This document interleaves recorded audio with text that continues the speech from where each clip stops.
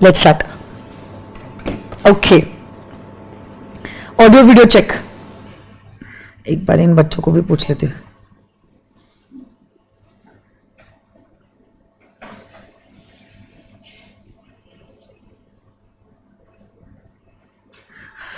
Audio video एक बार check करो ना virtual kids. Let's continue then. 8 sections हो गए. अब आगे अगले ब्लॉक की ओर बढ़ते हैं. फटाफट हो जाएगा हमारा. 2:30 तक we will be done. I hope you all had something virtual kids. आप लोग तो खैर लंच करते करते भी सुन सकते हो. हमारा समोसा पार्टी हो गया. Thank you Pooja ma'am. ठीक है, लेट्स कंटिन्यू. वॉइस नहीं आ रही क्या? अच्छा,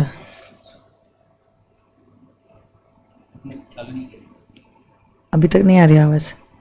तब तक आप इनसे बात कर रहे थे क्या? एक मिनट.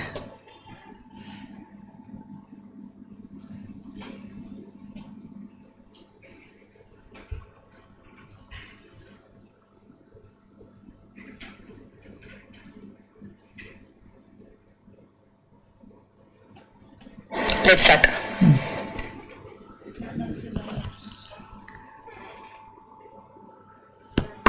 छोड़ो बे.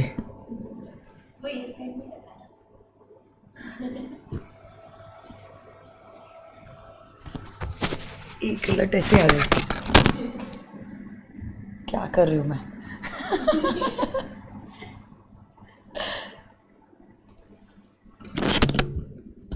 ठीक है क्या अभी? हो जाएगा माइक की वजह से.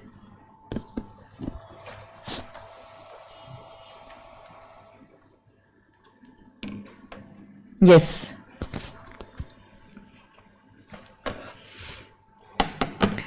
Section number 9, commencement and termination. देखो इसके ऊपर भी इंस्टीट्यूट क्या कर सकता है, एक केस स्टडी बेस्ड सवाल बना सकता है. कोई भी एक्ट में अगर टाइम लिमिट दिया, देखो जैसे dividend is to be paid within 30 days from the time it has been declared. ये आपने पढ़ा हुआ है.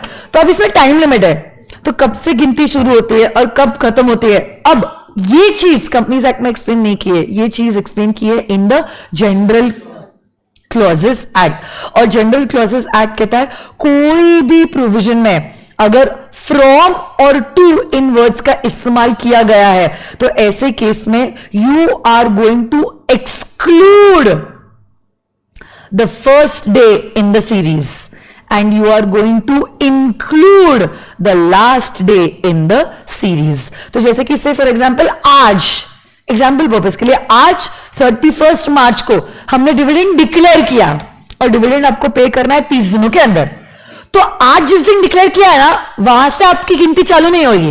वो 30 दिन आपके शुरू होंगे फ्रॉम 1st of April, और 1st of April से 30th of April inclusive of 30th of April. क्या बोल रही हूं मैं? कुछ समझ में आया आपको?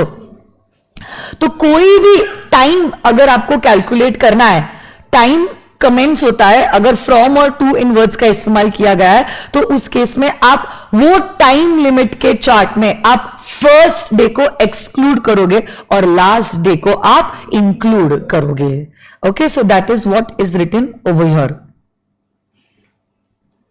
Commencement and termination of time. From मतलब हम लोग एक्सक्लूड करेंगे the first day of the series and include करेंगे the last day of the series. देखो आपके स्क्रीन पे देखो तो ये एग्जाम्पल, जैसे कंपनीज एक्ट कहता है dividend shall be paid within 30 days of its declaration.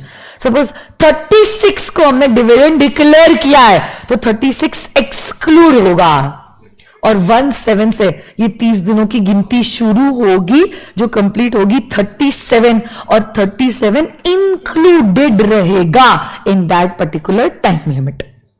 Okay, तो ये चीज हमने कंपनीज एक्ट में नहीं देखी है, ये चीज बताई गई है under the general clauses act. इसीलिए तो इस लॉ को कहते हैं as the law of all laws. हर एक एक्ट में लिटरली दिया है ये 30 days, ये 60 days, ये 90 days, ये 3 months. LLP एक्ट में भी कितने सारे टाइम लिमिट्स है. कंपनीज एक्ट में तो टाइम लिमिट ही टाइम लिमिट है. अब यहां है ना एग्जैक्टली। सो ये चीज अगर आपको रिफर करनी है, आप कहां से रिफर करोगे? From the general clauses act. Next, computation of time. देखो, कोई चीज का अगर एप्लीकेशन, अपील या केस फाइल करने के लिए आपको कोर्ट में जाने के लिए समय दिया है, जैसे कि go to the tribunal within a period of maybe 21 days. अब 21 डेज में से जो 21st डे था, हम गए ट्रिब्यूनल के पास, बट अनफॉर्चुनेटली उस दिन ट्रिब्यूनल बंद था। मे बी उस दिन कोई नेशनल हॉलिडे थी, या कुछ इमरजेंसी की वजह से हॉलिडे डिक्लेयर हो गई, या संडे आ गया। तब ऐसे केस में लॉ मेकर कहते हैं आप उस दिन के बाद का इमीडिएटली जो नेक्स्ट डे रहेगा, जब कोर्ट या ट्रिब्यूनल खुलेगा, उस दिन भी अगर आपने आपका अपील सबमिट किया या फाइल सबमिट की, इट विल बी कंसिडर्ड कि आप समय के अंदर ही अपील लेके गए हो। ओके तो कोई भी एक्ट में, कोई भी एक्ट, इनकम टैक्स एक्ट है, जीएसटी एक्ट है, कंपनीज एक्ट है, एलएलपी एक्ट है, उसमें आपको अलाउ किया गया है कि आप कोर्ट में जा सकते हो, या ऑफिस, जैसे कि रजिस्ट्रार ऑफ कंपनीज के ऑफिस में, आरडी के ऑफिस में आपको जाना है ऑन अ सर्टेन डे और with in a certain period. जैसे ट्रिब्यूनल के पास जाओ 21 दिनों के अंदर, आरओसी के पास जाओ 30 दिनों के अंदर। और क्या हुआ है, वो जो कोर्ट है या ये जो ऑफिस है, वो उस दिन के टाइम लिमिट पे क्लोज्ड था। तो आप क्या कर सकते हो, next day, immediately that next day, जब वो कोर्ट या ऑफिस ओपन होता है, तब भी आप वो डॉक्यूमेंट दे सकते हो, और आपका डॉक्यूमेंट, अपील या रिक्वेस्ट कंसिडर किया जाएगा, कंसिडर किया जाएगा। Okay, so that's computation of time. Next, measurement of distance. इसके ऊपर एमसीक्यू आ सकता है। कोई भी डिस्टेंस अगर आपको मेजर करना है, distance always has to be measured in a straight line on a horizontal plane. जैसे अपने बर्ड्स उड़ते हैं, कौवा उड़ता है, स्ट्रेट लाइन, हॉरिजॉन्टल प्लेन। हाँ, तो जैसे कि हाँ, रूरल एरियाज का है, जैसे विलेज ए और विलेज बी है, उसके बीच में पहाड़ है, रास्ते से जाएंगे तो ऐसा ऊपर जाएंगे, फिर ऐसा नीचे उतरेंगे और इधर आएंगे, ऐसा डिस्टेंस मेजर नहीं करेंगे, ऐसा स्ट्रेट लाइन, हॉरिजॉन्टल प्लेन, ऐसा डिस्टेंस मेजर होता है। इनकम टैक्स एक्ट में आपने देखा ही होगा। यस। फिर ड्यूटी, ड्यूटी हमेशा दी जाती है on a pro rata basis. On a pro rata basis मतलब क्या, ये जेंडर नहीं है, ग्रेटर है। हाँ, इधर इधर जेंडर नहीं है, लिखो ग्रेटर और लेसर क्वांटिटी। आप लिख दो, मैं नहीं लिख पा रही हूं। ग्रेटर, ग्रेटर लिखा है ना।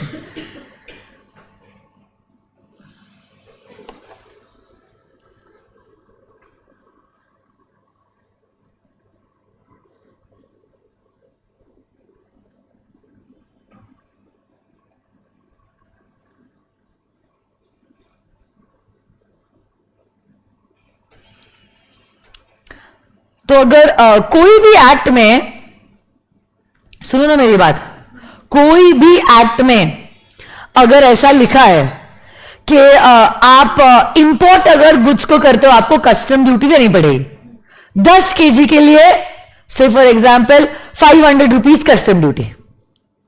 आपने 50 केजी इंपोर्ट किया है, 50, 10 केजी के लिए 500, 50 केजी के लिए 2500।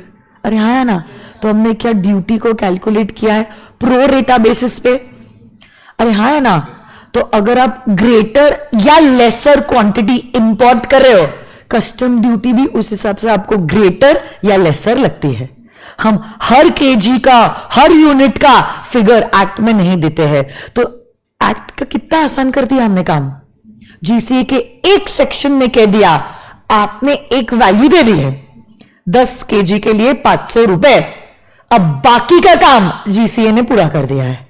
आप क्वांटिटी चाहे कम इंपोर्ट करो, आप क्वांटिटी चाहे ज्यादा इंपोर्ट करो, it will be calculated on a pro रेटा बेसिस। नेक्स्ट, सेक्शन 13 भी इंपॉर्टेंट सेक्शन है।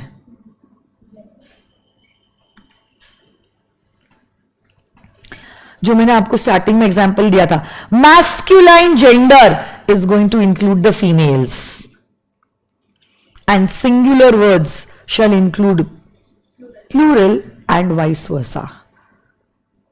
तो हर सेक्शन में लिखा नहीं होता he slash she will be punishable with a fine and will be sent to jail. He includes she, he includes she. और एक ये सिंगुलर और प्लूरल के लिए एक एग्जाम्पल देखो, अच्छा एग्जाम्पल है, इंस्टीट्यूट के मॉड्यूल में भी इसके ऊपर सवाल था। Section 203 subsection 3 of the companies act says, क्या कहता है 203 section number, a whole time key managerial person shall not hold office in more than one company except its subsidiary company at the same time. A whole time key managerial person shall not hold office in more than one company except its subsidiary company. Subsidiary word singular है। अब देखो क्या हुआ है, एक company है जिसका नाम है स्वप्निल पटनी क्लासेस। एसपीसी की 2 सब्सिडरी कंपनीज है, APC and JPC, Ankita Patni classes and Jiyana Patni classes. SPC की 2 सब्सिडरी कंपनीज है, एपीसी एंड जेपीसी। अब सिर्फ Pankaj sir is the whole time key managerial person in SPC. इन Pankaj sir is the whole time key managerial person in SPC. अब ये section कहता है whole time key managerial person shall not hold office in more than one company. तो अगर Pankaj sir SPC के whole time key managerial person है, वो SPC के अलावा कहीं और काम नहीं कर सकते हैं। बट अगर उन्हें काम करना भी है वो कर सकते हैं, बट वो कंपनी क्या होनी चाहिए, इस मेन कंपनी की सब्सिडरी कंपनी। आप सोचो ना, पंकज सर एक तो हमारे की मैनेजरल पर्सन है और प्लस वो हमारे साथ काम करते हैं होल टाइम। क्या हमें चलेगा वो 10 जगह पे काम करेंगे? और सेक्शन भी कहता है अगर आप की मैनेजरल पर्सन हो और अगर आप होल टाइम काम कर रहे हो, आप अगर काम करना चाहते हो आप उसी कंपनी में काम कर सकते हो, कोई दूसरी कंपनी में आप काम नहीं कर सकते हो। करना भी है काम तो आप काम करो उस कंपनी के सब्सिडरी कंपनी में। बट अब एसपीसी की एक सब्सिडरी नहीं है, 2 सब्सिडरी है। क्या पंकज सर एपीसी और जेपीसी दोनों जगह काम कर सकते हैं? कैसे? हाँ, सब्सिडरी तो एक ही है ना। हाँ, but section 13 of the GCA says singular word to include the plural, singular word to include the plural. तो इसलिए पंकज सर एसपीसी में तो काम कर ही सकते हैं, बट एसपीसी के साथ साथ एपीसी और जेपीसी में भी काम कर सकते हैं।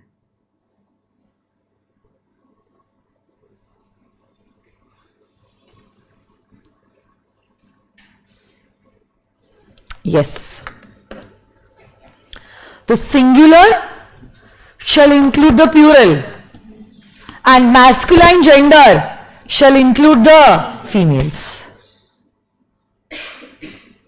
इसमें एक है वो बुलक्स वाला एग्जाम्पल, वो मेरे को आपको बताना है। इसके ऊपर इंस्टीट्यूट ने सवाल पूछा था। कभी कभार कुछ सेक्शंस ऐसे होते हैं जो एक स्पेसिफिक जेंडर को ही केटर करते हैं, तब फिर हम ये जनरल रूल एप्लीकेबल नहीं करवाएंगे। सुन रहे हो क्या आप लोग? कुछ सेक्शंस ऐसे होते हैं जो एक स्पेसिफिक सेक्शन को ही केटर करते हैं, तब फिर हम ये नहीं कहेंगे masculine will include the females and females will include the masculine. ये एक केस कहां का है यार, ये देखो, जैसे the word bullocks could not be interpreted to include the word cows। देखो, अगर मैंने वर्ड इस्तेमाल किया होता कैटल, कैटल में अब बुलक्स और काउज दोनों आ जाता, बट अगर मैंने बुलक्स इस वर्ड को इस्तेमाल किया है, I meant only the bullocks and not the females, मतलब नॉट द काउस। तो अगर कोई सेक्शन को इस तरह से लिखा गया, जैसे पॉश जो है ना, वहां पे भी हमने कुछ सेक्शंस को बनाया specifically only for the females, तब हम नहीं कहेंगे females will include the males. आई बात समझ में? तो अगर कोई सेक्शन में हमने, जहां पे अगर कोई कॉमन जेंडर का वर्ड अवेलेबल है, बट हम कॉमन जेंडर का वर्ड इस्तेमाल नहीं कर रहे, हम स्पेसिफिक वर्ड इस्तेमाल कर रहे हैं, तो आपको स्पेसिफिकली ही इंटरप्रेट करना पड़ेगा, फिर आप जनरल इंटरप्रिटेशन नहीं कर सकते। तो बुलक वर्ड एक स्पेसिफिक वर्ड है, हमने नॉर्मल वर्ड इस्तेमाल नहीं किया है कैटल का, इसलिए bullock will only include the males will not include the females, that is cause.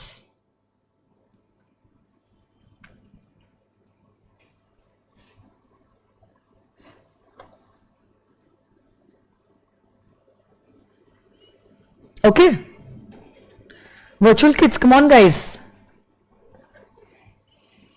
are you all there?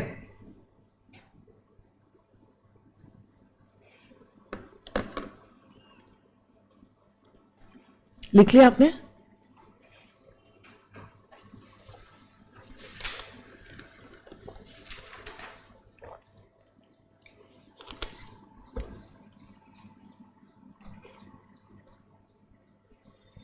हाँ, तो ये सेकंड ब्लॉक में एक तो सेक्शन 9, सेक्शन 10 और सेक्शन 13 जो है वो इंपॉर्टेंट है, ये आपको पूछा जा सकता है as an MCQ.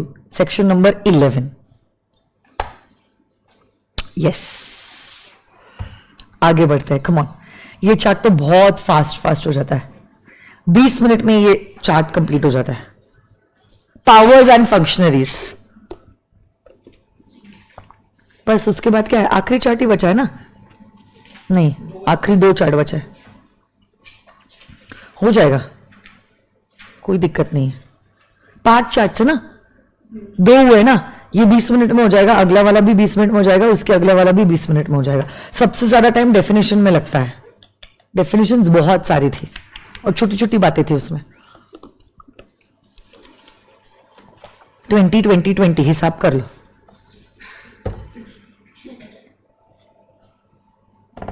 Yes, powers and functionaries, भूख तो नहीं लगी ना आप लोगों को? हाँ हाँ ठीक है। पावर्स एंड फंक्शनरीज, सबसे पहला पॉइंट कहता है power confirm to be exercisable from time to time. कोई भी एक्ट में अगर कोई चीज करने का पावर आपको दिया, it's a general power, it's not a one time power, you can exercise it from time to time, जब तक आपसे पावर लिया नहीं जाता है। जैसे कि सेक्शन 8 कंपनीज को इनकॉर्पोरेट करने के लिए सेंट्रल गवर्नमेंट ने पावर दिया है आरओसी को, आरओसी से आपको लाइसेंस लेना पड़ता है, बट सेंट्रल गवर्नमेंट ने जब ये पावर आरओसी को दिया, ये पावर वन टाइम पावर नहीं है एक कंपनी के लिए, it's a power that is given in general that can be exercise from time to time as the occasion requires. जब तक ये पावर आपसे लिया नहीं जाता तब तक आप ये पावर को कर सकते हो exercise. It's not a one time power, it's a power that can be exercised in general from time to time as the occasion demands. Next, देखा, हो गया।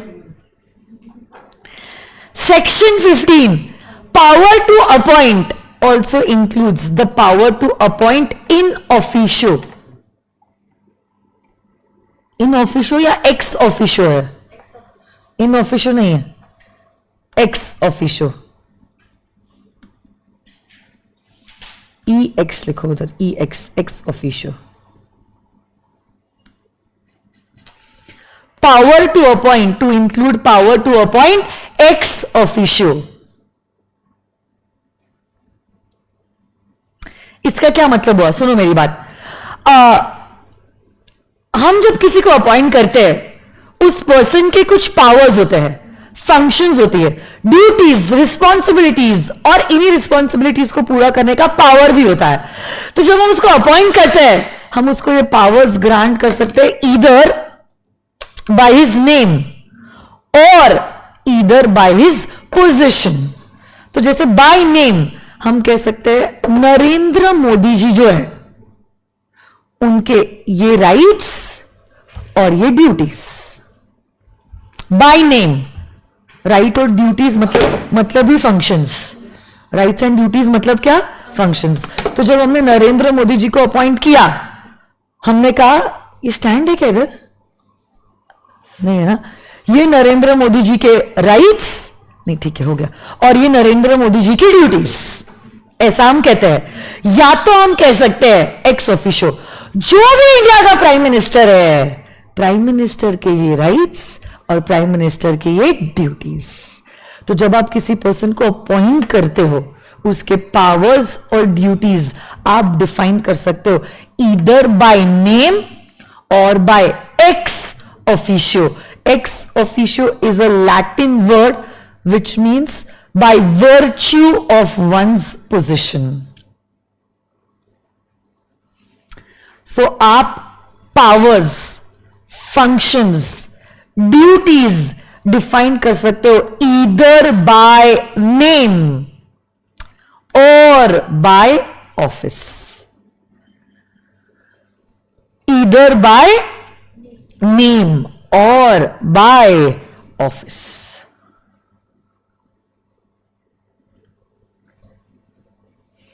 So power to appoint also includes power to appoint by name or power to appoint ex officio by virtue of your name।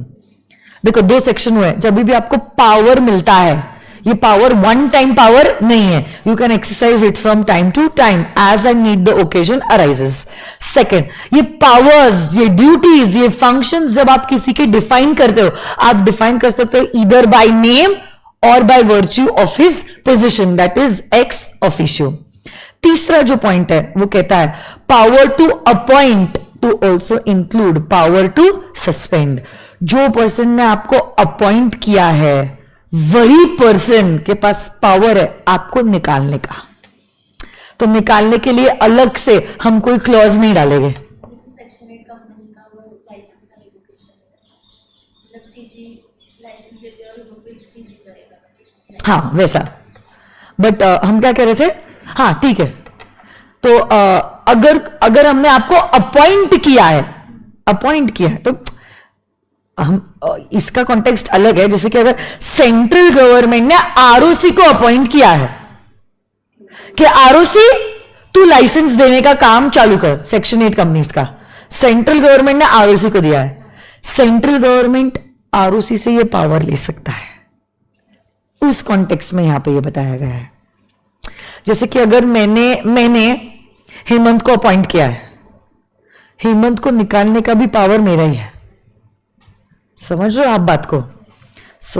अगर किसी authority ने आपको power दिया है, जैसे सेंट्रल गवर्नमेंट ने आरओसी को पावर दिया है, सेंट्रल गवर्नमेंट ही आरओसी से उसका पावर ले सकती है, निकाल सकती है, सस्पेंड कर सकती है।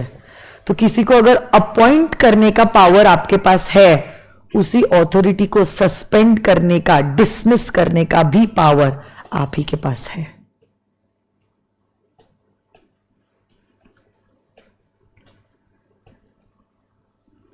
Next, section 17, substitution of functionaries.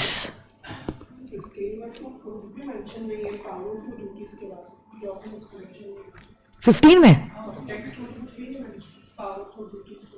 तो यहां पे ये पूरा, ये सारे 6 सेक्शंस पावर्स और फंक्शंस के बारे में बात कर रहे हैं। तो यहां पे लिखा है ना, वेयर एनी लेजिस्लेशन और regulation has the power to appoint any person और एग्जीक्यूट एनी फंक्शंस। देखो जो मैंने अंडरलाइन किया है सेक्शन 15 में बेटा, where by any legislation, any legislation means by any law, okay, a power is given to appoint a person to execute, to fulfill his functions। देखो दिया है ना, तो ये जो functions हम एक्सप्रेस कर रहे हैं उसके अपॉइंटमेंट के वक्त, ये हम एक्सप्रेस कर रहे हैं उसके फंक्शंस ईदर बाय नेम और by the virtue of his office. समझ में आई?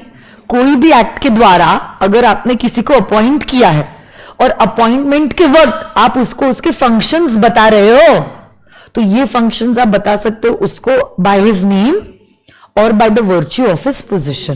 This is what section 15 talks about. ये लैंग्वेज थोड़ी सी ट्रिकी है पूरे एक्ट की. नेक्स्ट सेक्शन 17 आ जाइए.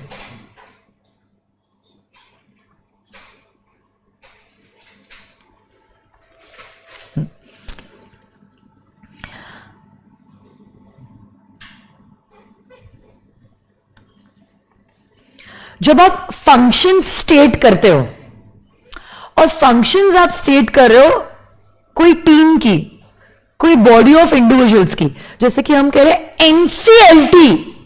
एनसीएलटी के ये रोल्स है और ये रिस्पॉन्सिबिलिटीज है, ये पावर्स है और ये ड्यूटीज है.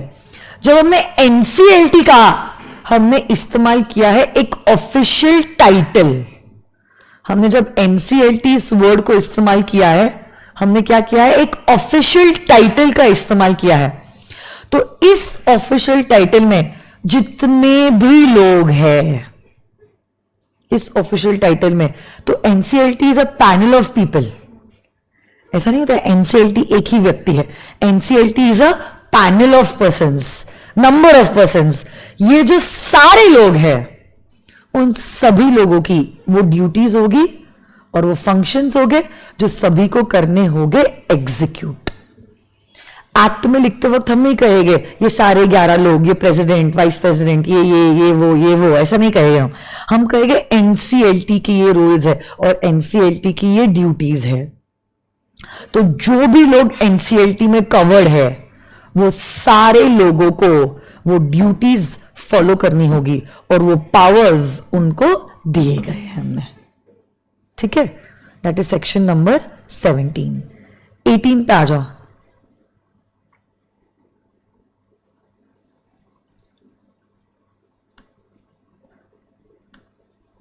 नाम में लिखा है सक्सेसर्स.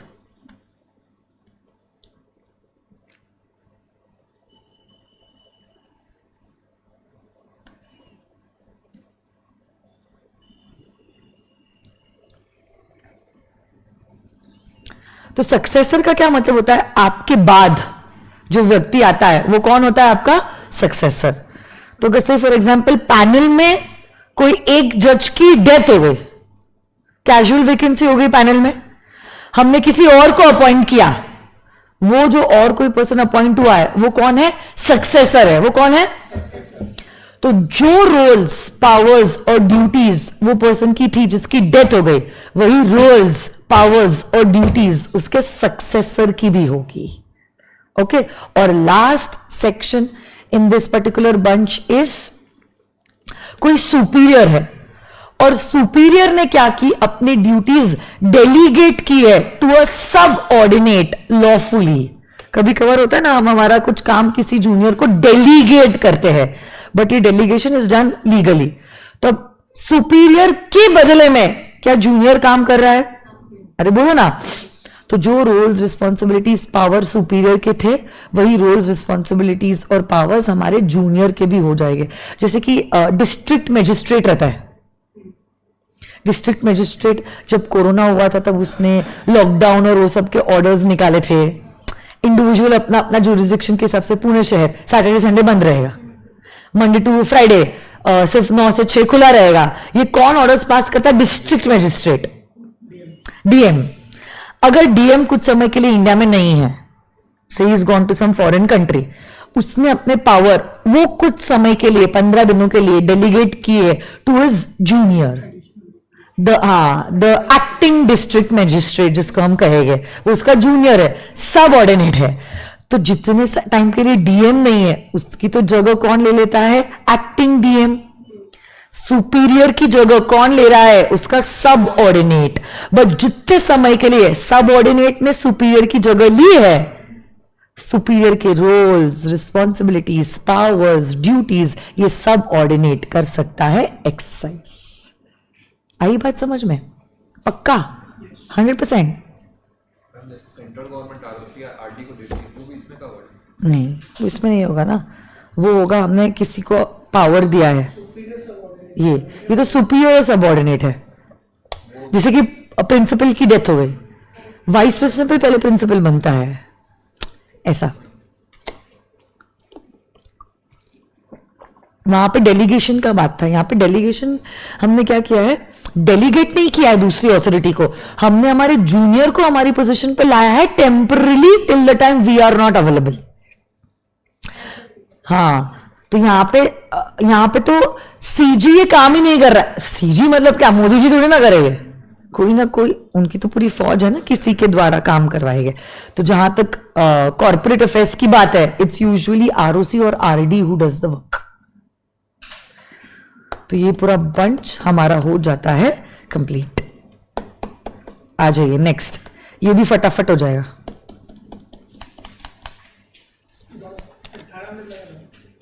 बुरा ना, 18 to 20 मिनट्स, ये और जल्दी हो जाएगा। इसमें तो छोटे छोटे सेक्शन है, सिर्फ ये एक बड़ा है 23, उतना ही लगता है 20 मिनट। कैलकुलेट करके आई थी, उस हिसाब से मैंने सोचा था आज शुरू करेंगे तो एक्ट खत्म करके ही जाएंगे। वो मंडे टू सैटरडे में वो आधा एक घंटा खेलते बैठने का, लिंक भी नहीं लगती है, कुछ मतलब नहीं होता, फिर वो दिमाग में टेंशन रहता है, अरे बाप रे अरे बाप रे अरे बाप रे, ऐसा। So mentally once you relieve ना, एक पुश भी मिलता है। हर्षद सर मान गए, वो बहुत अच्छी बात है, उनकी बड़प्पन है उनका। आ जाइए। हाँ, मंडे को पता चलेगा sir. Okay, section number 20, come on guys, let's check it out. Construction of, अच्छा ये सारे जो आने वाले 5 सेक्शंस है, all are relating to orders and rules. Okay, सबसे पहला construction of orders issued under any enactment. हर एक्ट के साथ साथ क्या रूल्स होते हैं, ऑर्डर्स होते हैं। अब देखो, ऑर्डर्स में, रूल्स में हमने बहुत सारे प्रोविजंस लिखे हुए हैं। जैसे कंपनीज एक्ट के क्या रूल्स है, अरे है या नहीं है।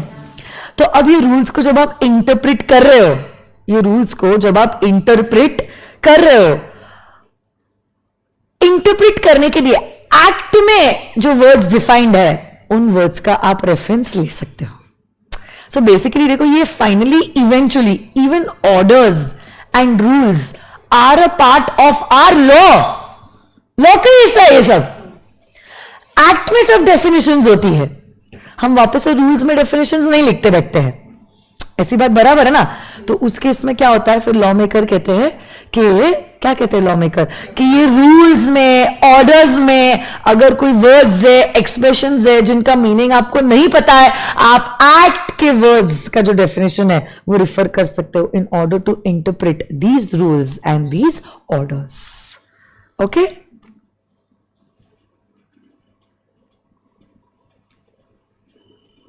so expressions used in rules, bylaws, notifications, orders shall have the same respective meaning as in the act.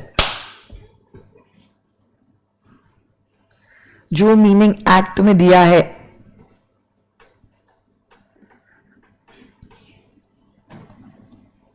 वही मीनिंग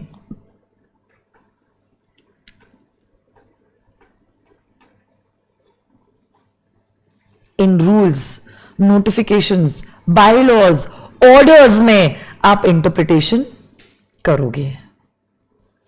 नेक्स्ट, इनके लिए भी मतलब ऐसी एक्ट फिर रेफरेंस वही रूल चलेगा, जैसे नहीं समझ में आया। नहीं इनके लिए भी वही आया है कि जैसे नहीं पहले अपना एक्ट को देखेंगे और उसमें नहीं है तो फिर, हाँ, तो एक्ट में ही लिखा रहता है एज में बी प्रिस्क्राइब, तो जहां एज में बी प्रिस्क्राइब लिखा है you have to refer the rules, and if there are no rules, फिर जो एक्ट में लिखा है वही आप फॉलो करते हो, ऐसा।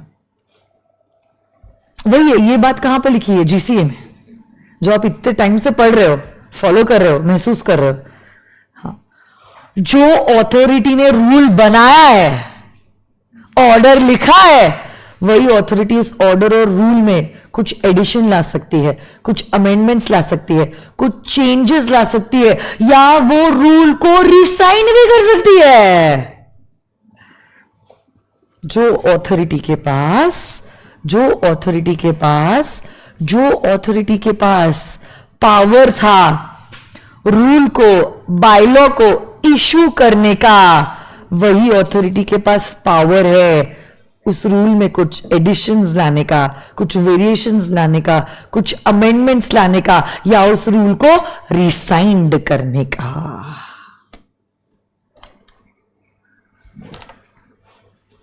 नेक्स्ट, मेकिंग ऑफ रूल्स और bylaws and issuing of orders between passing of the act and commencement of the act।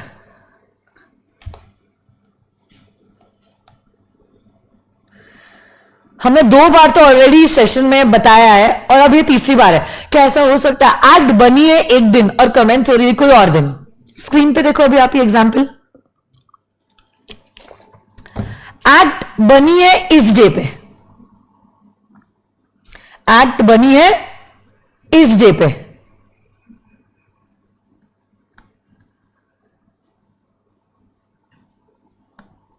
Act बनी है इस दिन पे, और एक्ट कमेंस हो रही है इस दिन पे। एक्ट फॉलो करना कब से चालू करोगे? डेट ऑफ कमेंसमेंट के बाद। बट ये सेक्शन कहता है एक्ट बनने के बाद अगर आप चाहो आप रूल्स बना सकते हो।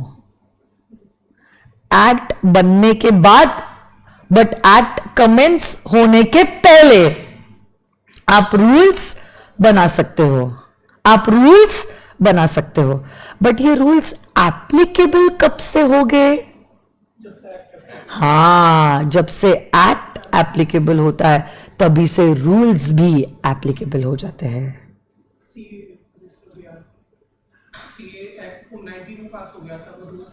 हाँ बराबर।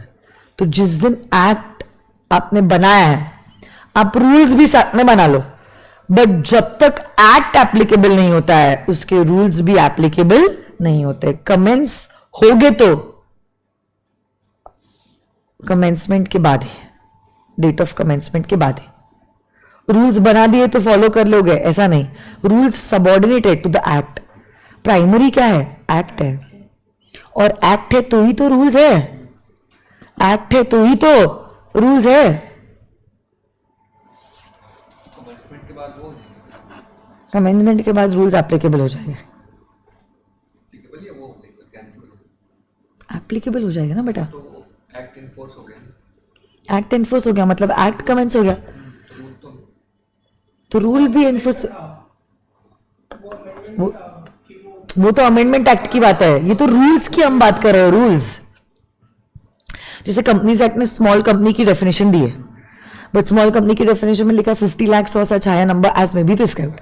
एज में बी प्रिस्क्राइब मतलब क्या? According to the rules. तो रूल्स हमने बना दिया, हमको 4 करोड़ और 40 करोड़ चाहिए, पेड अप शेयर कैपिटल और टर्नओवर। एक्ट क्या बन गई है? हाँ, एक्ट अगर कमेंस हो गई है तो रूल्स भी कमेंस हो सकते हैं।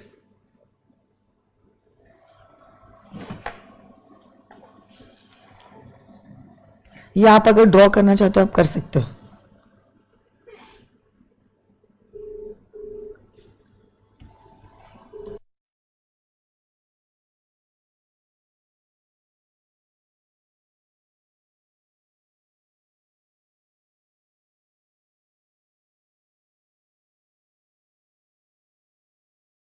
Is it okay if I am standing and teaching all virtual kids? एक बार चेक करो ना, इधर दिख रहा है हाइट का कुछ प्रॉब्लम है क्या? सिर तो नहीं कट रहा है ना मेरा?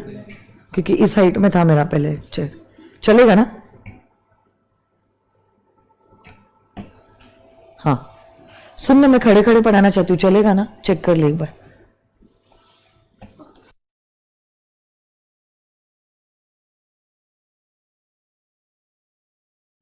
ठीक है, ये सेक्शन क्या कहता है सुन लो वापस से। एक्ट बनने के बाद और कमेंसमेंट के पहले जो आपके पास बीच का टाइम है, आप अगर चाहो आप रूल्स बना सकते हो, बट रूल्स तब तक इफेक्टिव नहीं होंगे जब तक एक्ट इंप्लीमेंट नहीं होता है। एक्ट इंप्लीमेंट होगा और उसके साथ साथ रूल्स भी इंप्लीमेंट होंगे। पहले रूल्स बाद में एक्ट, ऐसा नहीं हो सकता है। बड़ा पहले एक्ट बाद में रूल्स, ऐसा हो सकता है, या तो दोनों साथ में भी आ सकते हैं। बनाना है तो आप रूल्स बना लो, बट जब तक एक्ट कमेंस नहीं हुआ है तब तक रूल्स भी कमेंस नहीं हो सकते। ये एक सेक्शन इंपॉर्टेंट है 23।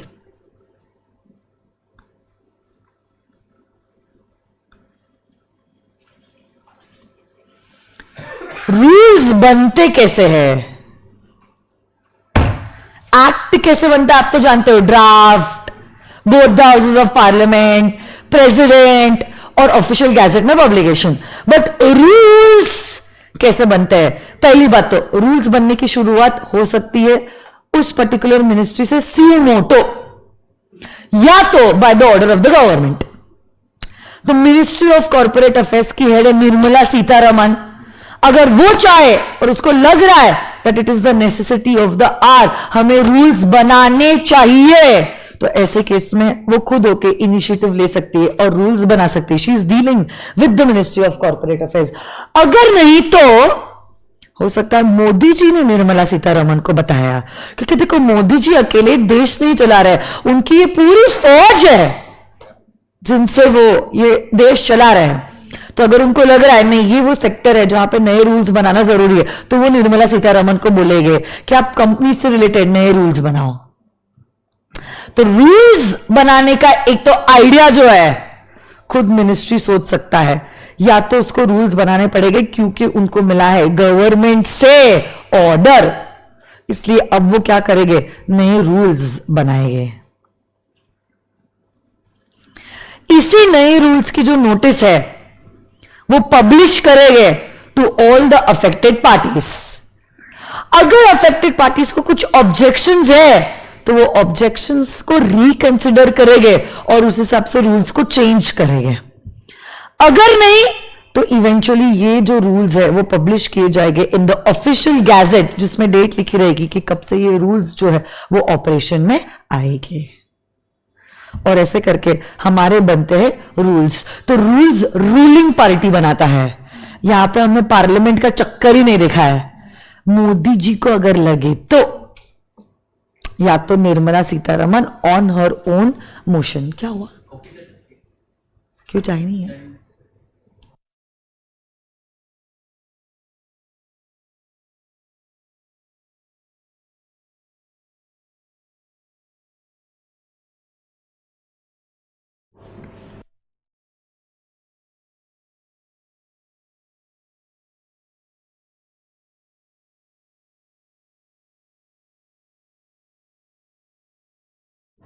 ओके एक बार ना इसकी थियोरी आप देखो, थियोरी, क्योंकि इसके ऊपर अगर इंस्टीट्यूट ने कहीं डायरेक्ट थ्योरी क्वेश्चन पूछ लिया ना,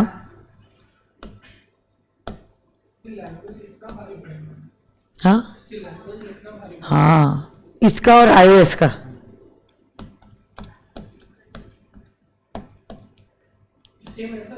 कैसे लिखोगे यार? मैं भी नहीं याद कर सकती, तुम क्या याद करोगे?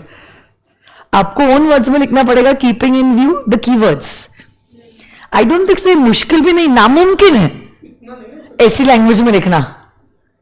मुश्किल इसलिए तो मैं कह रही मुश्किल ही नहीं, नामुमकिन नहीं है ऐसी लैंग्वेज में लिखना। एक्सप्लेनेशन समझने के बाद वो पढ़ो तो समझ नहीं आएगा। ऐसे डायरेक्टली पढ़ा तो कुछ नहीं। एटलीस्ट एक्सप्लेनेशन सुनने के बाद पढ़ा तो कुछ तो झेपेगा। ऐसे पढ़ा तो पता नहीं है, पूरा डिसलेक्सिया, बस शब्द घूम रहे हैं तारे जमीन पर।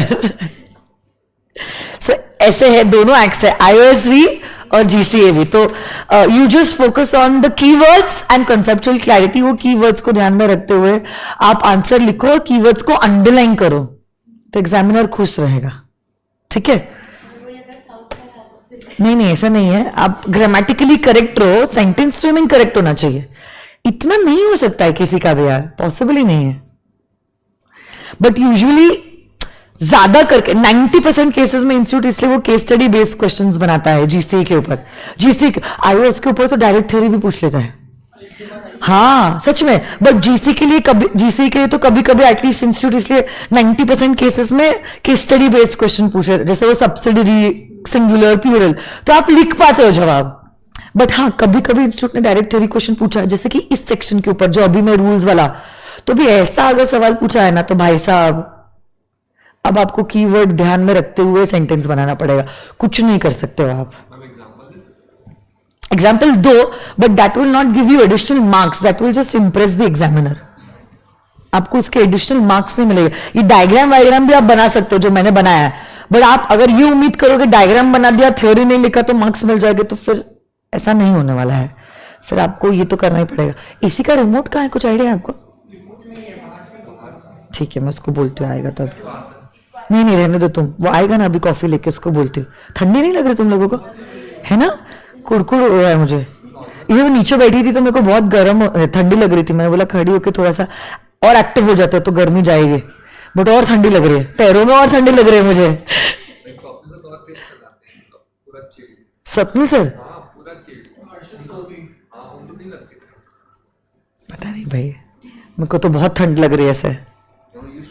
ये पहले मैंने फैन बंद किया, अभी मुझे तो लग रहा है एसी को भी ऐसे कुछ तो स्पीड कम करो भाई।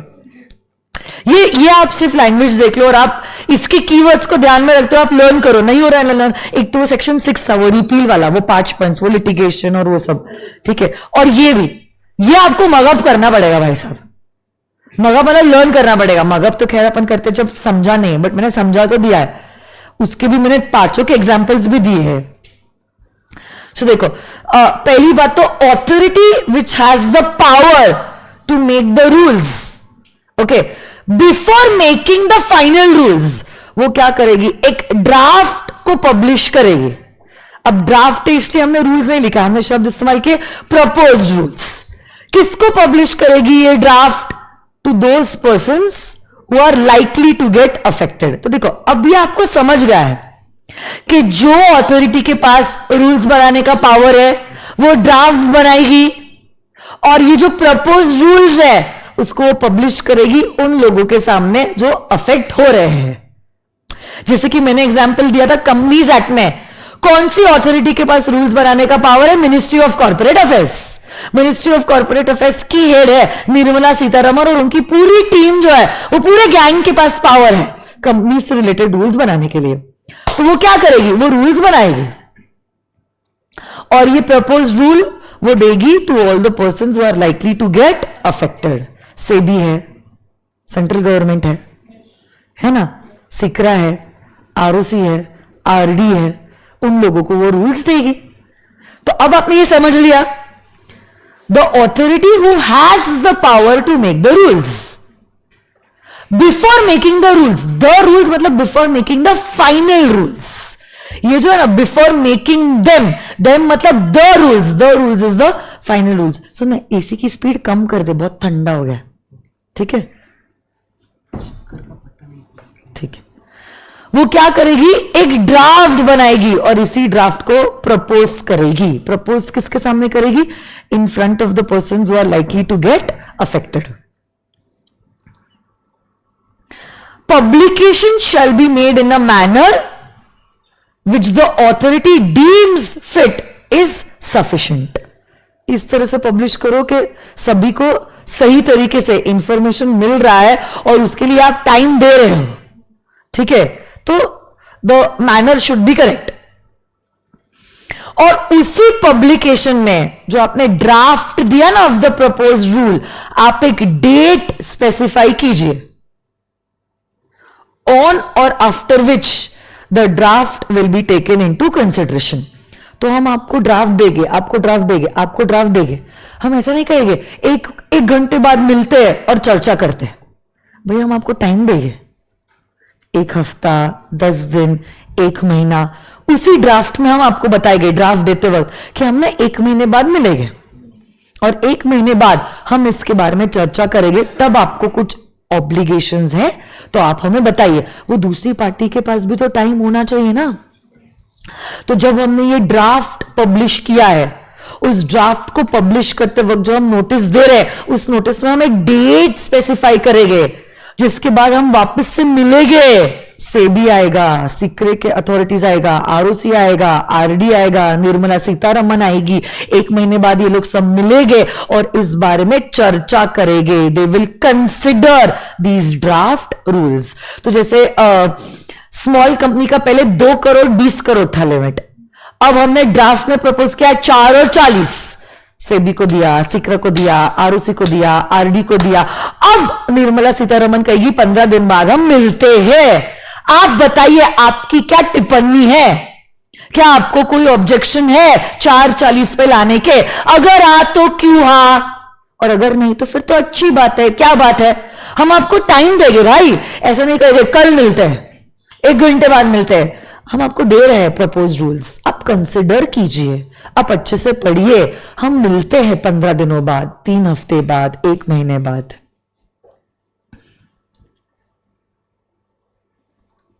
And then you will consider, जब भी मिलेगी, you will consider their objections. The authority which has the power to make the rules, okay, and where the rules are made with the sanction or the approval of another authority, the authority shall consider the objections which have been received or suggestions which have been received. तो हम देखेंगे सेबी ने क्या suggestion दिया है, सिक्रा ने क्या suggestion दिया है, आरओसी ने क्या सजेशन दिया है, आरडी ने क्या सजेशन दिया है, बिफोर फाइनलाइजिंग द रूल्स। और फिर आप इन रूल्स को पब्लिश करते हो ऑफिशियल गैजेट में, और उसमें आप लिखते हो कब से ये रूल्स एप्लीकेबल हो जाएंगे, और ऐसे करके बनते हैं आपके रूल्स। तो फिर अभी आपको ओन वर्ड्स में लिखना पड़ेगा, ये सारे कीवर्ड्स को ध्यान में रखते हुए कि वो अथॉरिटी जिसके पास पावर है रूल्स बनाने का, बिफोर मेकिंग द रूल्स, मतलब the final rules, it will make a proposed rule का ड्राफ्ट जो वो देगी टू ऑल अफेक्टेड पार्टीज। जिस तरीके से वो अफेक्टेड पार्टीज को वो ये सब दे रही है, वो मैनर सफिशिएंट होना चाहिए, उनको टाइम देना चाहिए, जिसके बाद वो वापस मिलेंगे और उसको कंसिडर करेंगे। कंसिडर करते वक्त आपको जो भी ऑब्जेक्शंस या सजेशंस आए हैं उस हिसाब से आप प्रपोज्ड रूल्स में चेंजेस कीजिए, और फिर फाइनल रूल जो है आप ऑफिशियल गैजेट में पब्लिश कीजिए। ओके, इसको आपको लर्न करना पड़ेगा। जूम आउट करो क्या, इसको फोटो लेना है आपको।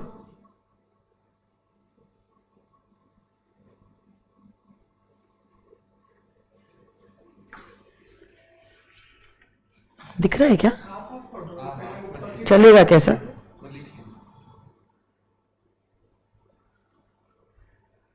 सेक्शन भी दूं क्या बाद में, आपको ध्यान में नहीं रहेगा किस बारे में? फोटो अभी देखो,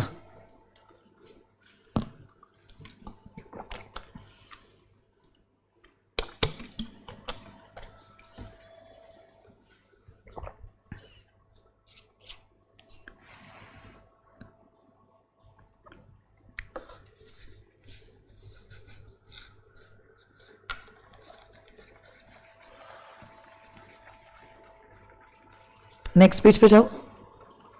इसका ले लिया फोटो?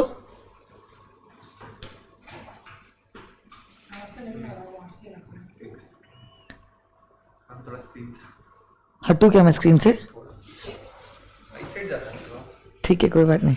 आधा आधा अभी भी? क्यों? आप देख रहे हो, आप नहीं देख रहे, अब ठीक है। तुझे कहां से दिख रहा है? पहले वाला भी लिया कि नहीं लिया फिर तूने? ऊपर करो वापस से। कितना नचा रहे हो तुम मुझे? ठंडी लग रही थी। हो गया अभी नॉर्मल, मुझे लग रहा है अभी अच्छा वार्म लग रहा है।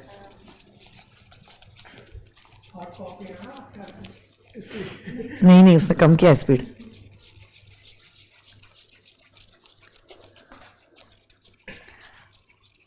कॉफी कभी पसंद नहीं आई यार, यहाँ की कभी नहीं आई। कभी नहीं आई। अब हम चाय कर सकते हैं। शायद आज कैफीन रेड बुल से लेना ना शायद इसलिए। बहुत लेती थी मैं रेड बुल, पागलों जैसे रेड बुल लेती थी।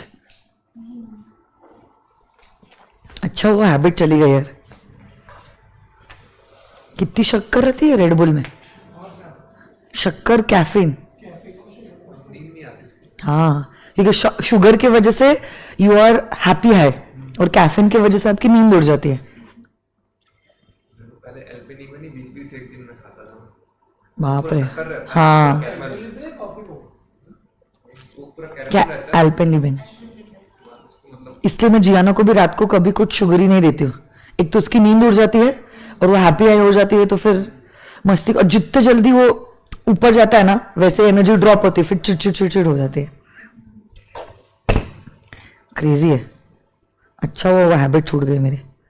तुम लोगों को तो ऐसा कुछ एडिक्शन नहीं है ना? था मैम अभी किसका? रेड बुल पे रेडबुल का क्या? जो कॉफी का था वो छोड़ दिया जैसे। च्युइंग गम खा रही। मैं तो शादी के पहले कभी चाय नहीं पी थी। अभी क्लास, शादी के पहले अभी क्लास में चाय के बगैर होता ही नहीं है मुझे। 10 क्लास रहेगी तो 10 बार चाय लोगी मैं, सच में। देखो ब्रेक के पहले मैंने लिया था और ब्रेक के बाद हो गया मुझे कुछ तो भी, दिमाग बार बार ऐसे दरवाजे के पास दिख रहा था। Okay, continuation of orders issued under enactments repealed and reenacted. हमने अभी प्रीवियस सेक्शन 7 देखा था। रिपील्ड एक्ट क्या री एनैक्ट हो सकती है? हो सकती है नहीं? तब आप सिर्फ नोटिस में बताना द रीजंस। रिपील्ड एक्ट अगर इनैक्ट हुई है, एक्ट के साथ साथ उसके रूल्स, ऑर्डर्स, नोटिफिकेशंस भी री इनैक्ट हो जाते हैं।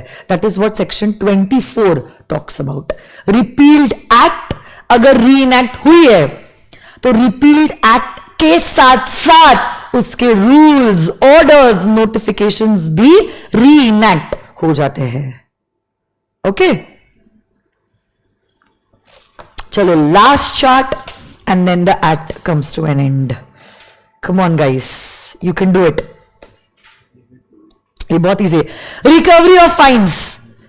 क्या recovery of fines?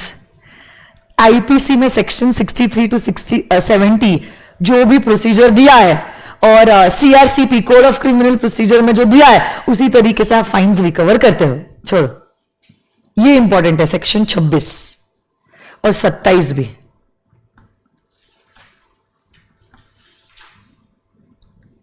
Star marks है 26 और 27। क्या कहता है सेक्शन 26? सुनो ना मेरी बात।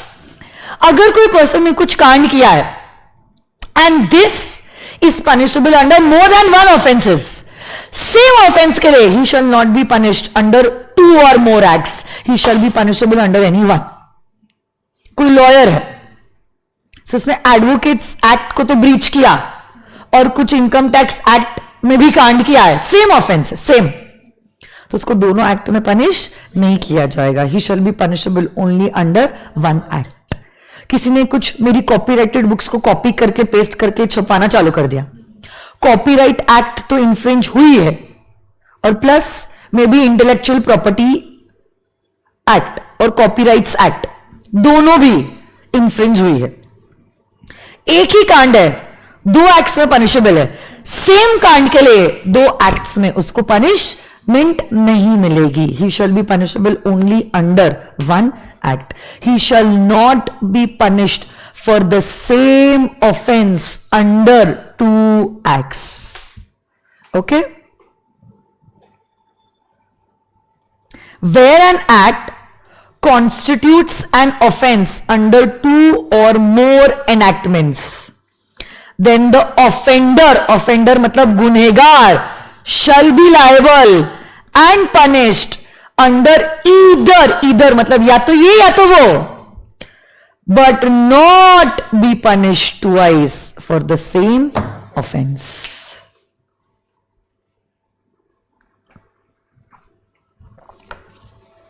छब्बीस इंपॉर्टेंट है, 27 भी इंपॉर्टेंट है।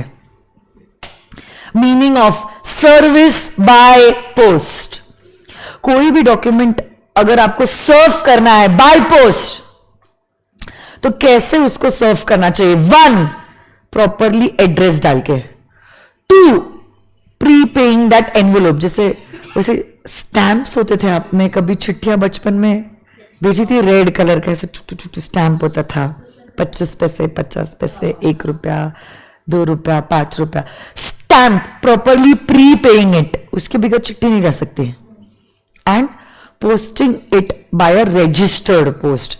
देखो, एक होता है आपका अनरजिस्टर्ड पोस्ट, एक होता है आपका रजिस्टर्ड पोस्ट, और तीसरा होता है रजिस्टर्ड पोस्ट एक्नॉलेजमेंट ड्यू।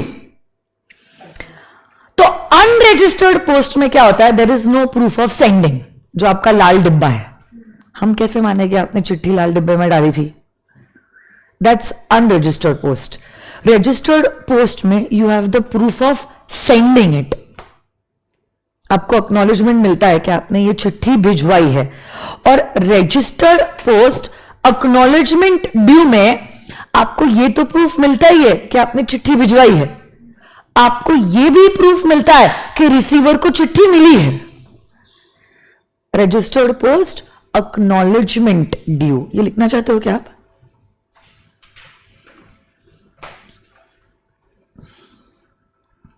ये लिखो आप, फिर मैं आप इसको एक्सप्लेन करती हूं, लिखो आप।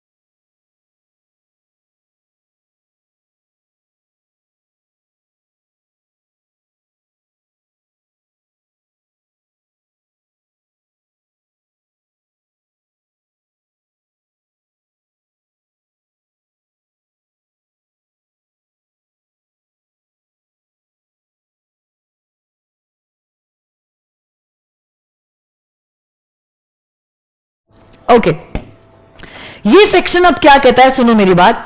ये सेक्शन कहता है कोई भी एक्ट में अगर लिखा है कि आपको कोई डॉक्यूमेंट को सर्व करना है, सर्व, तो सर्व कैसे करोगे? 1, आपको उस चिट्ठी को प्रॉपरली एड्रेस करना है।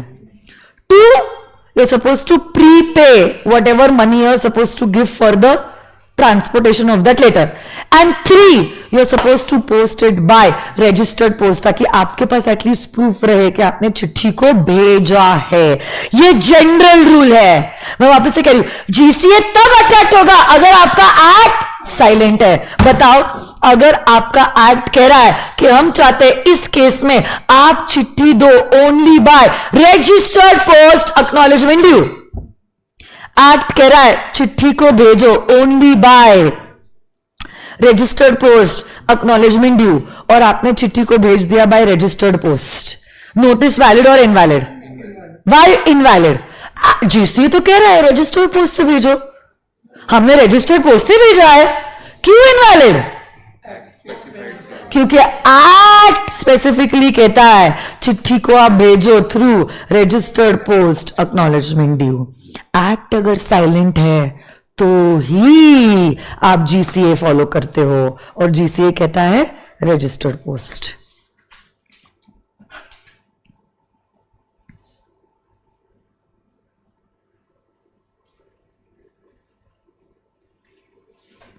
बराबर ना? एक दूसरे केस में एक्ट ने कहा था रजिस्टर्ड पोस्ट से भेजो, हमने रजिस्टर्ड पोस्ट से ही भेजा। रेसिपिएंट ने जैसे ही चिट्ठी देखी,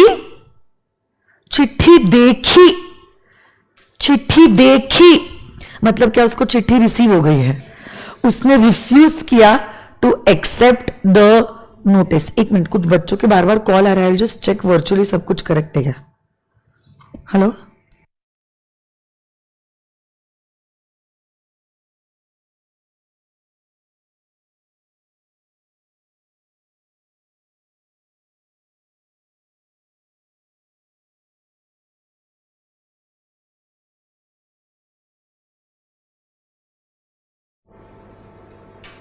छह मिस कॉल आके गए उसी नंबर से, ठीक है। सुनो ना, एक लैंडलॉर्ड था, टेनेंट था। टेनेंट ने रेंट नहीं दिया था, तो लैंडलॉर्ड ने चिट्ठी भेजी कि रेंट दो, ठीक है। अब जैसे ही लैंडलॉर्ड ने चिट्ठी भेजी, उसको जब चिट्ठी मिली, उसने देख लिया लैंडलॉर्ड से आई है, उसने बोला I refuse to accept the चिट्ठी, और क्योंकि उसने एक्सेप्ट नहीं की चिट्ठी वापस से सेंडर को चली गई। So the notice was returned to the sender.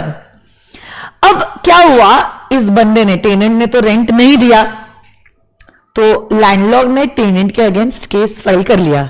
अब टेनेंट कहता है मेरे को तो चिट्ठी नहीं मिली, मैं रेंट कैसे दूं?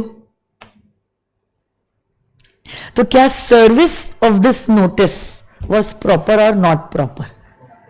तो डिसीजन कोर्ट का आया, ये जो सर्विस थी नोटिस की, ये प्रॉपर थी। आपने चिट्ठी को लेने से रिफ्यूज करना, इसका यह मतलब है चिट्ठी तो प्रॉपरली आप तक सर्व हुई है।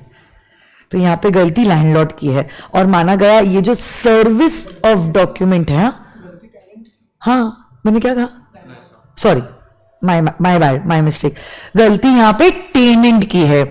यहां पे ये माना गया कि जो नोटिस है वो प्रॉपरली सर्व हुई है, नोटिस जो है वो प्रॉपरली सर्व हुई है, नोटिस जो है वो प्रॉपरली सर्व हुई है। और एक तीसरे केस में सिमिलर ही कुछ हुआ है टू केस 2, कि नोटिस आपने भेजी थ्रू रजिस्टर्ड पोस्ट, मतलब properly address, prepaid, registered post, and the other person did not claim the document. Document को क्लेम ना करना अपने आप में प्रूव है कि आपको डॉक्यूमेंट प्रॉपरली सर्व हो चुका है। इसके ऊपर भी इंस्टीट्यूट डायरेक्ट थ्योरी क्वेश्चन पूछ सकती है, या केस स्टडी बेस्ड सवाल भी पूछ सकती है।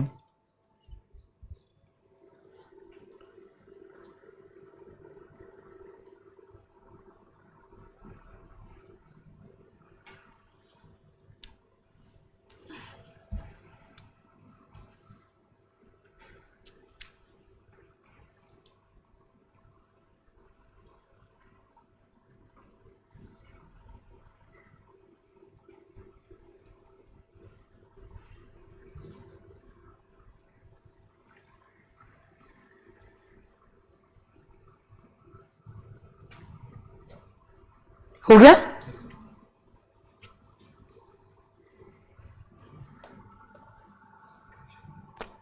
साइटेशन, कोई भी एक्ट को कैसे बोलते हो? Either bye it's full title, जैसे कि द इनकम टैक्स एक्ट 1961, या तो आप उसका short title IT act. But अगर आपको लगता है आईटी एक्ट दो है, information technology act, income tax act, तो तब आप क्या कर सकते हो, कोई नंबर या ईयर्स का रेफरेंस दे सकते हो। आईटी एक्ट 1961 मतलब income tax act, IT act 2000 मतलब information technology act. This is the citation, ठीक है। Saving from previous enactment rules and bylaws, ठीक है, ये इतना इंपॉर्टेंट नहीं, 29 नहीं करा रही हूं। 30 is talking about ordinance. Law इतना बड़ा वर्ड है कि उसमें act, rules, bylaws, regulations, orders तो आते हैं, but ordinance is also a part of the broad word law. Ordinance में सिर्फ इतना होता है, आप ड्राफ्ट बनाते हो और डायरेक्टली ड्राफ्ट प्रेसिडेंट के पास चले जाता है उनके कंसेंट के लिए। आप बाद में पार्लियामेंट में जाते हो, तो सिर्फ ऑर्डर, ड्राफ्ट, पार्लियामेंट और प्रेसिडेंट नहीं है, ड्राफ्ट, प्रेसिडेंट और पार्लियामेंट है। तो वो जो बीच का समय है जहां पे प्रेसिडेंट ने तो अप्रूव कर दिया है बट पार्लियामेंट में अप्रूव नहीं हुआ है, उसको हम एक्ट नहीं कहते, उसको हम ऑर्डिनेंस कहते हैं। बट ऑर्डिनेंस का इफेक्ट ऐसा ही होता है जैसे कि it's an act passed. Okay, so if it's considered as an act shall also include ordinance. Usually government ordinances तब पास करता है when there is short of time, और हाँ, या तो फिर हमारा पार्लियामेंट क्लोज्ड है because of the sessions not being conducted. Off तो कितने होते हैं ना, winter break, summer break, spring break, सभी ब्रेक ही ब्रेक। और जब काम भी करते तो आप लोग जानते ही हो क्या क्या होता है। तो फ्लाइंग किस से लेकर हक से लेकर सब कुछ होता है। तो ये सारी बातें होती रहती है। तो अगर जैसे कि कुछ टेररिज्म हुआ इंडिया में, उससे रिलेटेड हमें कुछ एक्ट बनाना जरूरी है, तो फिर तमाशा थोड़ी ना देखते बैठेंगे, डायरेक्टली प्रेसिडेंट के पास जाएंगे और हम लोग इसको ऑर्डिनेंस के थ्रू पास करवा लेंगे। बाद में सेशंस चलते रहेंगे और पास होते रहेगा, तब तक ये ऑर्डिनेंस एक्ट की तरह ही काम करता है। So this is about the general clauses act. आ जाइए क्वेश्चन बैंक पे। आपके पास है ना क्वेश्चन बैंक, आप इसके साथ शेयर कर लो, और इसके पास भी है।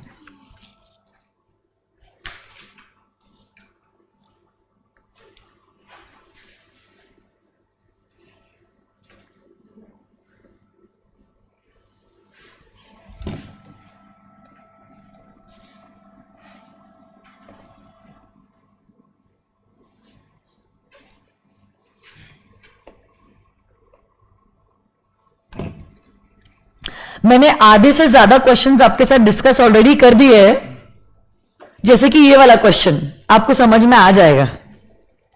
व्यास own the land with acknowledgement due. He sold his land and the timber obtained after cutting the 50 trees to Yash. Now Vyas wants to know whether the sale of timber amounts to sale of immovable property according to the General Clauses Act. बताओ, land क्या है और timber क्या है? हाँ, but आप इतना लिख के नहीं आ सकते हो, ये इमूवेबल, आपको पूरा एक्सप्लेन करना पड़ेगा स्टार्टिंग विद इमूवेबल प्रॉपर्टी की definition. Now you have to be very matured, है ना। आपको सबसे पहले रेफरेंस देना होता है, तो आप रेफरेंस दोगे। देखो, immovable property shall include land, any benefit arising out of land, things attached to the earth and things permanently fastened to anything attached to the earth. यहां पे दो चीजों का सेल हो रहा है, एक लैंड का और एक टिम्बर का, which was obtained after cutting the trees. So sale of land will amount to sale of immovable property, whereas sale of timber will amount to sale of movable property. It cannot be regarded as immovable property, है ना। तो ये question का reference आप दे सकते हो। देखो कितनी बार इमूवेबल प्रॉपर्टी के ऊपर सवाल आया है। May 18, October 19, मार्च मतलब May 21 एंड May 2022।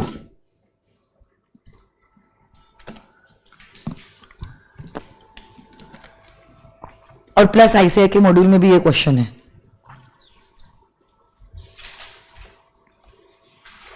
मार्क कर रहे हो क्या आप लोग?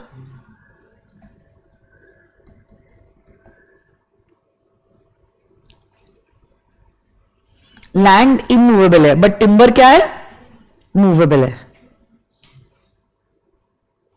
और ये डेफिनेशन तो आपको लिखनी ही पड़ेगी, बरोबर ना। ये देखो ये सेक्शन 6 के ऊपर डायरेक्ट थ्योरी क्वेश्चन, बट यहां पे लिखा है कोई भी 4 इफेक्ट्स आप बताओ रिपील के। वैसे तो 5 है बट कहा है 4। Repeal is not going to affect any litigation, it's not going to affect any claim, it's not going to affect any punishment or penalty, it's not going to affect any management, and it's not going to affect, it's not going to revive anything that was not enforced. Section 6 है ये 6।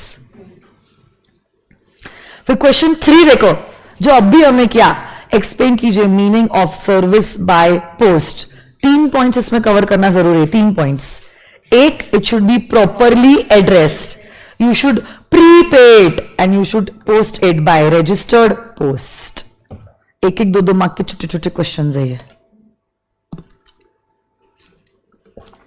Section 27 May 18 May 20 में पूछा है,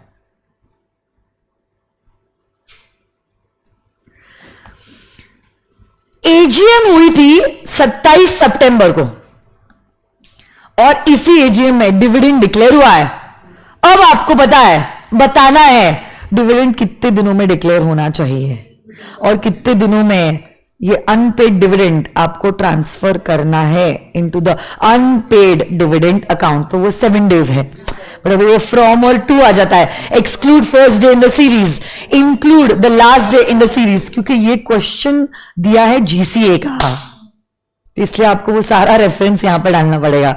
यहां पे अच्छा examiner है ये, दोनों को कंबाइन करके सवाल पूछा है, कंपनीज एक्ट भी और जीसीए भी, यही एक्चुअल तरीका है। That's the way how it should be. मैंने वो टाइमलाइन बताया ना आपको, वही है। इसमें और एडिशन है, वो 7 डेज वाला भी इंक्लूड आ गया है, अनपेड डिविडेंड वाला, बरोबर ना। डिलीशन और रिपील का क्या फर्क है? डिलीशन प्रोस्पेक्टिव है, रिपील रेट्रोस्पेक्टिव है।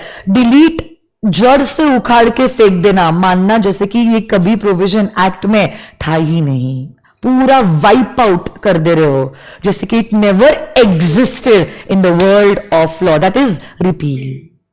हाँ है ना, डायरेक्ट थ्योरी क्वेश्चन है, पूछता है इंस्टीट्यूट। हाँ है ना, राम तुझी रामाजी कैसे हो।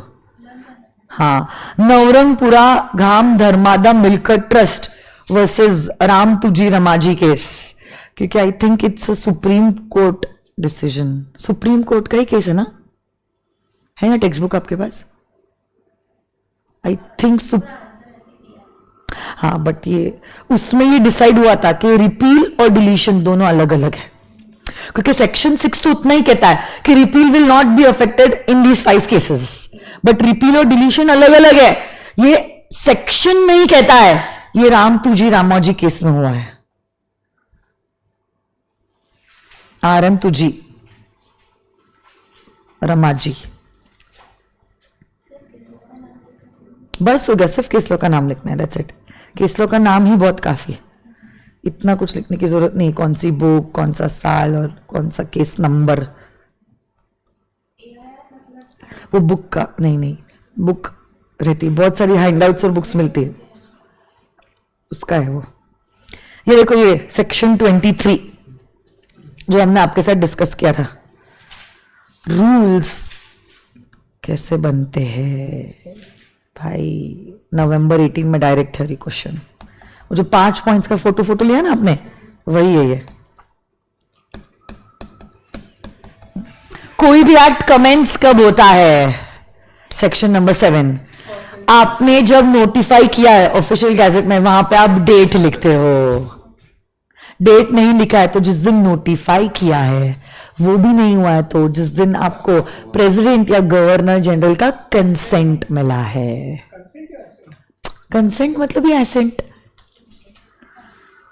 सेम है, सिनोनिम्स है। Good faith, purchased a watch from Y carelessly without proper inquiry. क्या जनरल क्लॉजेस के हिसाब से बोल सकते हैं गुड फेथ है अगर उसने ऑनेस्टली लिया है तो, नहीं तो फिर नो. तो does not really matter due care exercise हुआ है या नहीं हुआ है, जीसीए में वो फर्क नहीं पड़ता. बस आपका फेथ गुड होना चाहिए, ऑनेस्टली किया होना चाहिए. एफिडेविट, दो चीजें मैंने आपको बताई थी एफिडेविट के लिए, affirmation and declaration. And this affirmation and declaration should be done in front of persons allowed to affirm and declare. There are two ways to reach city A from city B. Distance between the two cities by roadways is 100 kilometers and by waterways is 80 kilometers. How is the distance measured? दोनों भी नहीं, दोनों भी नहीं. हम देखेंगे straight line, horizontal plane. देखा कैसे सवाल बना दिया. एमसीक्यू नहीं, वन लाइनर क्वेश्चन पूछा है.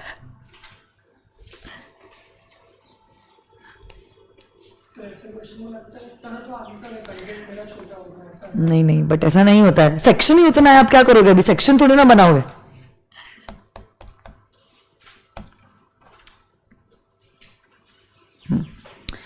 PK and VK have a long dispute relating to the ownership of the land. The court fixed the date of hearing on 29/4/2018, which was announced to be a holiday subsequently by the government. अब आप बताओ, जो दिन हमारी hearing थी वो दिन पे तो कोर्ट क्लोज हो गया, तो हम क्या करेंगे. एग्जैक्टली जिस दिन नेक्स्ट गवर्नमेंट का ये कोर्ट ओपन होगा उस दिन भी अगर हम जाएंगे तो भी क्या ये एक्सेप्टेबल है. ये कहां लिखा है, जीसीए में, बराबर ना. और गवर्नमेंट की भी एक डेफिनेशन पूछी है, तो गवर्नमेंट की डेफिनेशन में both central government as well as state government is going to be covered.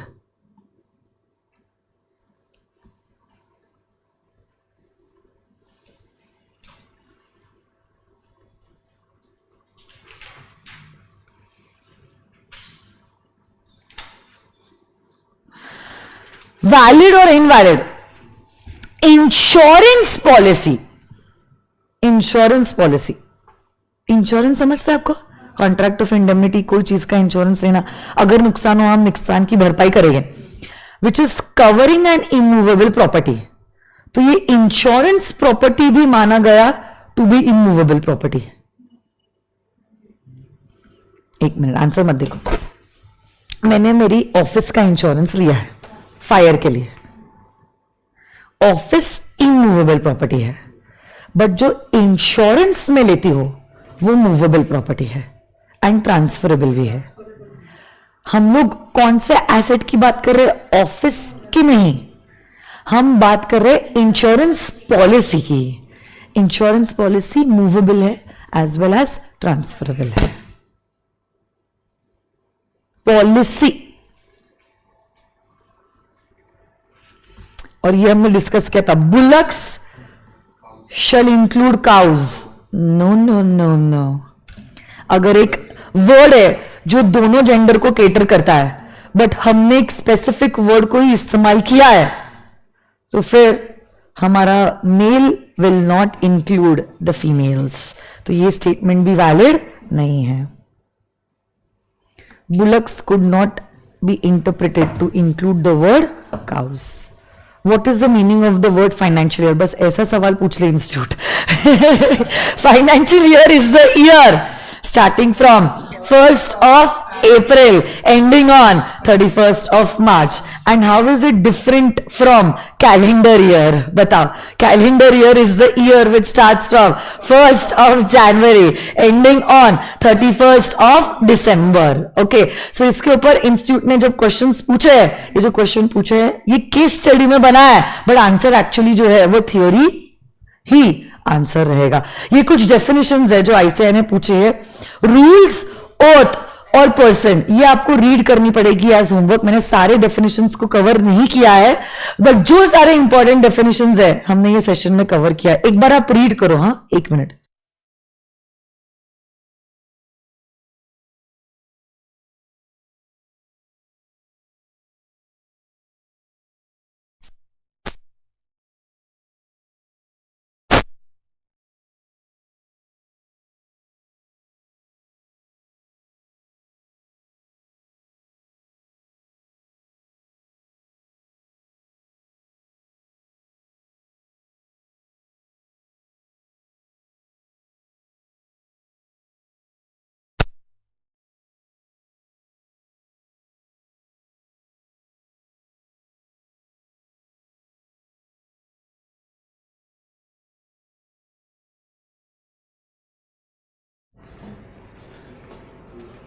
Oath की डेफिनेशन तो हमने करी है, because oath, affidavit and swearing is the same. सिर्फ एक बार रूल्स और पर्सन की भी करी है। रूल्स की नहीं थी बस। हाँ, a company, association or a body of individuals includes, मतलब नेचुरल पर्सन भी पर्सन है। इफेक्ट ऑफ रिपील देखो वापस से कवर किया मई 2022 में, सेक्शन 6 पांच चीजें है, वही है। It's not going to affect any litigation, it's not going to affect any penalty or punishment, it's not going to affect any right or privilege, it's not going to affect any previous management that was into operation, and it is not going to revive anything that was not enforced. पानी भी खत्म हो गया।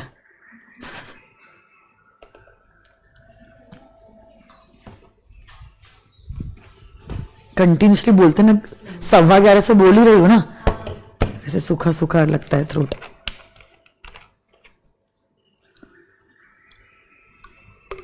Normal class में तो क्या कुछ summary लिखना रहता है, कुछ आंसर्स लिखने रहते हैं, तो थोड़ा सा ऐसे ब्रीदिंग स्पेस मिलता है ना।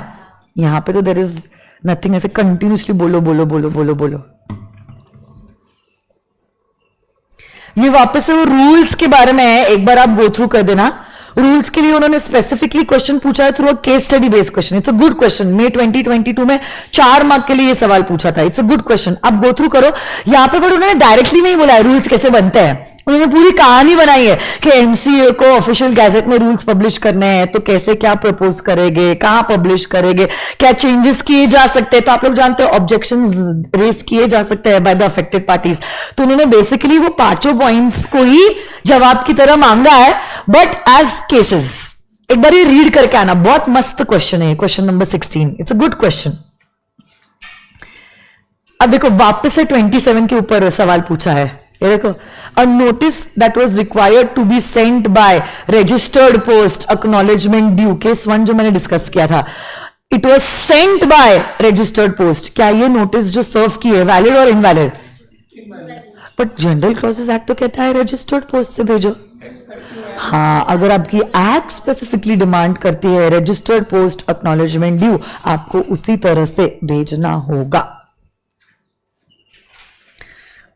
एक्ट अगर चुप है तो ही हम जीसीए फॉलो करते हैं, और जीसीए कहता है properly address, prepaying and posting it by registered post.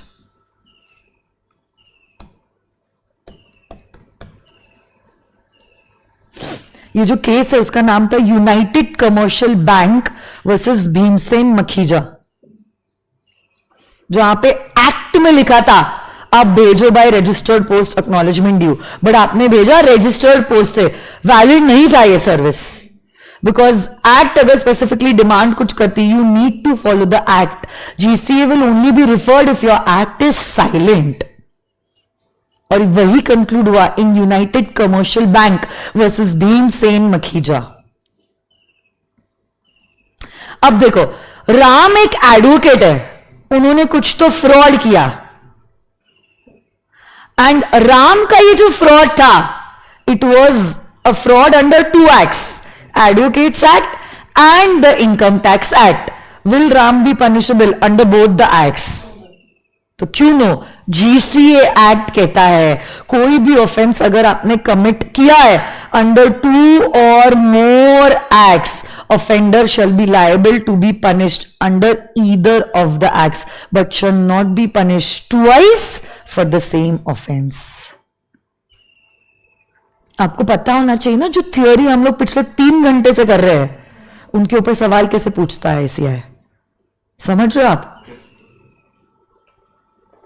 मे और शाल, देखो मे का मतलब होता है ऑप्शनल, शाल का मतलब होता है कंपल्सरी।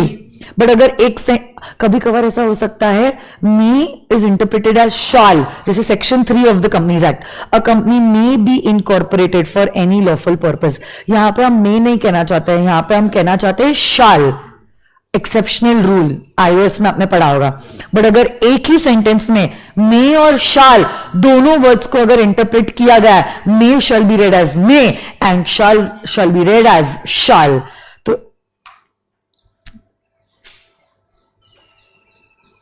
यहां पे उसी के ऊपर सवाल पूछा है, a company may be form for any lawful purpose.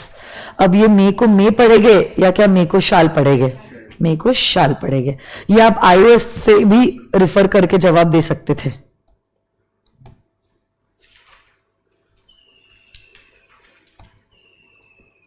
और कितने क्वेश्चंस बाकी है? बहुत सारे क्वेश्चंस हैं। ठीक है चलो करते, 5 के लिए भी क्यों छोड़ो।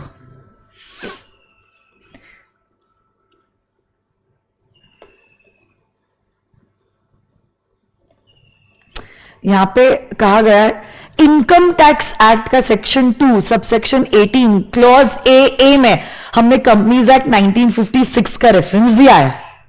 तो जब हम इंटरप्रेट करते हैं इनकम टैक्स का ये सेक्शन, हम कंपनीज एक्ट 1956 नहीं बट कंपनीज एक्ट 2013 को हम इंटरप्रेट करेंगे, क्योंकि ये एक्ट रिपील हो गया है और उसकी जगह पे नया एक्ट री एनैक्ट हुआ है। तो पढ़ते वक्त 1956 ना पढ़ते हुए हम क्या पढ़ेंगे? 2013। ये KMP वाला मैंने ऑलरेडी समझा दिया था। सब्सिडरी को सब्सिडरी नहीं बट सब्सिडरी को सब्सिडरीज इंटरप्रेट किया जाएगा सेक्शन 13 ऑफ द GCA के हिसाब से। सिंगुलर शेल इंक्लूड प्लूरल, है ना? पक्का? ये डिविडेंड वाला रिपीट हुआ है क्वेश्चन। डिविडेंड डिक्लेयर हुआ, वहां पे डेट्स वेट सब दिया था, और अनपेड डिविडेंड में 7 डेज में देना है। ये 30 डेज 7 डेज कैसे कैलकुलेट करोगे? फ्रॉम और टू जहां जहां इस्तेमाल होता है, फ्रॉम के केस में you will exclude the first day in the series and to के केस में you will include the last day in the series. तो जिस दिन डिविडेंड डिक्लेयर हुआ है एक्सक्लूड, और वहां से अगले दिन से 30 दिन inclusive of the 30th day, और वैसे ही 7 डेज के लिए भी हम कैलकुलेट करके जवाब पे आएंगे।